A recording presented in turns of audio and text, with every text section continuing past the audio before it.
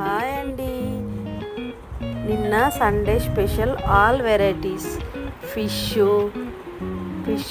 పులుసు curry, fish fry curry, mutton, chicken, all varieties చేసుకున్నాము. మా ఇంటికి చుట్టాలు వచ్చారు, అందుకే వెరైటీస్ అన్నీ చేశాను.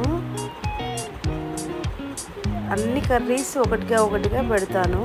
ఇప్పుడు ఆల్ మిక్సింగ్ పెట్టినాను. ఎలా వచ్చిందో చూడండి, చూసి కామెంట్ బాక్స్లో కామెంట్ చేయండి.